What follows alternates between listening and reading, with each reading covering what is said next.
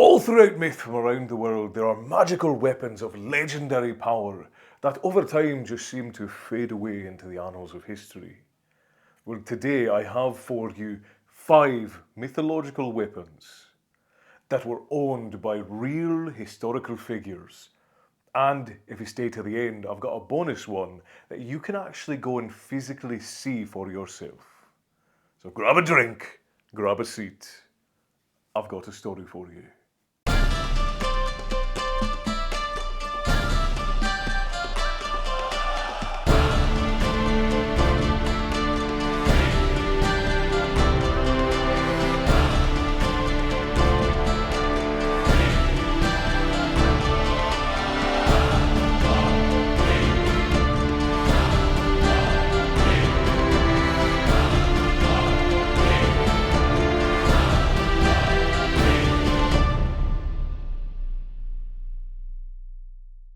Getting right into it here with one of my favourite stories. First and foremost, we have the sword of the Saint Joan of Arc. Now, Joan of Arc is an incredible figure from history. She was a woman who joined the military and pretended to be a man, and was believed to have been blessed by the Archangel Michael with incredible powers to help her on her way in leading the French people to freedom and fighting against the tyranny of the nobility. Now, what's interesting is that Joan of Arc was widely considered by many in the nobility to be insane.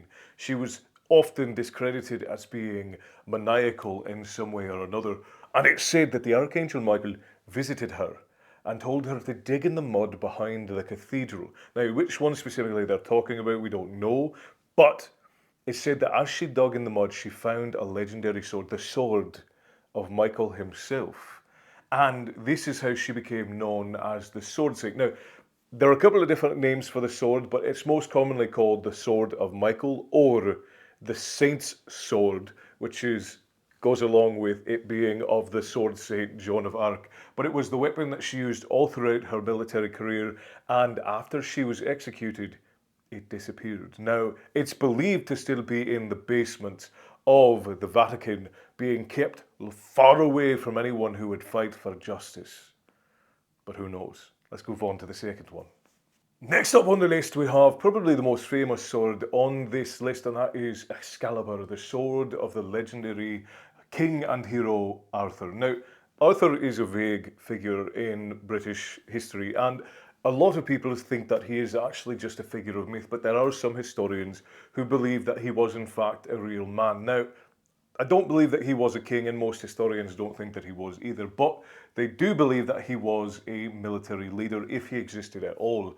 And in the myths we have surrounding King Arthur, he actually owned 3 different magical swords, Excalibur being the last of them that allowed him to be king and have all ownership over the Britons and all of England. The sword itself was said to be made of a magical, perfectly pure steel that could cut through any material with ease. And it is important to note that this is not the sword that was pulled from the stone.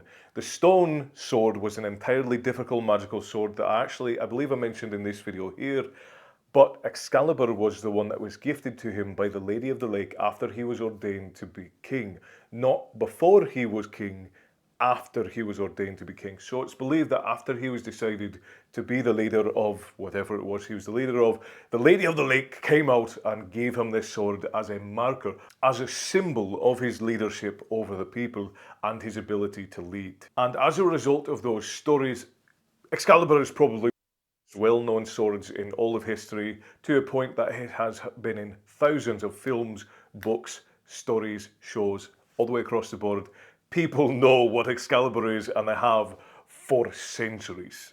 Let's move on to the next one. Third on our list is one I guarantee you've probably never heard of, and that is the sword of Muhammad. Now, Muhammad is the prophet of Allah in Islamic culture, and it was widely considered to be one of the most iconic leaders of all time in their culture. But interestingly enough, it is believed that this sword was given to Muhammad by an archangel. Now, it's important to remember, for those of you who are not well educated on religion, that many of the texts that are used to inform the religions of Christianity, Judaism, and Islam, they share a lot of intersects. It's a lot of the same books because they all come from similar, like the same, not exactly the same, but they all come from similar cultures in the area. If not, they all come from the exact same books. But the base texts for Judaism, Christianity, and Islam, this come from the same place. And that's a very simplistic way of describing it. This wasn't meant to be an education on religion. I just wanted some context for those of you who were not aware that, yes, the angels from Christianity and Judaism, they do appear in some Islamic texts as well. But it was said that the sword was given to Muhammad by the archangel Gabriel, and thus it was called Gabriel's sword. It was said to have been made from the finest steels, and it was gifted to Muhammad to defend their faith against all their enemies. Even to this very day, the sword of Muhammad is considered to be a sacred relic among some Muslims, and it is believed to possess great power and spiritual significance. Alright, let's move on to the next one. Here is another sword gifted from heavenly bodies, but one you might not have heard of, and that is the sword of Alexander the Great, which was believed to have been gifted to him by Hephaestus, the Greek god. Now, for those of you who don't know who Alexander the Great is, he was a great Greek conqueror, and at one point he almost ruled all of Europe, and even some parts of Asia and the Middle East. Now, this sword was believed to have been gifted to Alexander by Hephaestus himself, and it was believed to be made of a material that would never dull and could cut through any material without losing its edge. And while you may not have heard of the sword of Hephaestion, it is actually almost as famous as Excalibur. It's been in many books, it's been in many films.